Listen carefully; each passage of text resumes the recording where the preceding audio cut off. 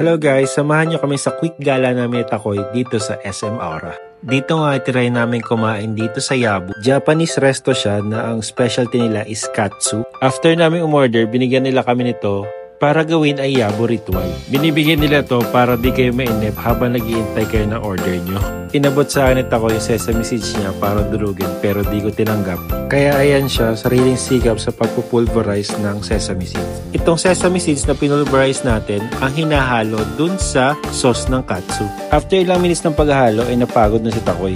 Dito ay dumating na yung in-order naming Hiri Katsu Set at Rosu Katsu Set. Makikita nating masaya na si Takoy kasi makakain na siya. Sobrang sulit dito kasi napakaraming sides nilang ino-offer. Also, unlimited din yung kanilang rice, soup, and cabbage. Basta mag-ask lang kayo sa waiter for refill. Kung mapapansin nyo, makapal yung katsu nila at sobrang juicy.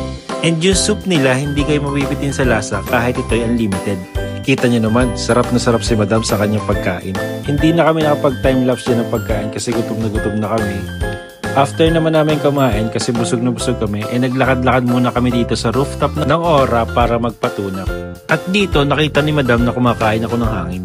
After niya ako makitang kumakain ng hangin, naglakad-lakad muna siya para magmuni-muni. Iniisip niya kung tama pa bang pinakasalan niya ako. Dito ay sinabi niya maglalakad siya pataas para makapag-isip-isip pa. At after na kanyang pagmumuni-muni, naisipan niya na lang na magpa-cute sa akin. After namin mag-relax dito sa rooftop, bumaba na kami para mag-shopping na gagamitin namin papuntang Tagaytay. Dito naman sa hagdan na Aura, may artificial falls na may mga barya. Kukuha nga sana kami ng mga barya para pamasahin namin sa jeep. Kaso may tao pala sa likod kaya nagpanggap na lang kami dito ni Madam na magpipicture kami para di halata.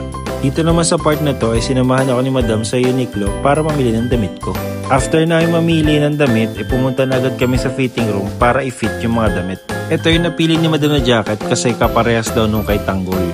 At makikita nyo, approve na approve siya at di pa siya nakontento, pinagaya niya pa sa akin si Tanggol. At ginaya ko naman, tuwang-tuwa pa ako. After ko magmalatanggol sa fitting room ay dumiretso na agad kami sa counter para bayaran ang aking mga binili. Makikita sa aking mukha ang pagkulungkot dahil nagastos na naman ako. Pero wala tayong magagawa, nandyan na yan, nabayaran na yan.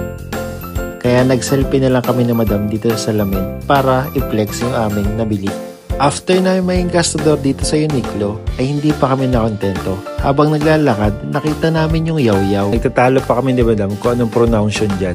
Umorder kami ni Madam ng tig-isang scoop.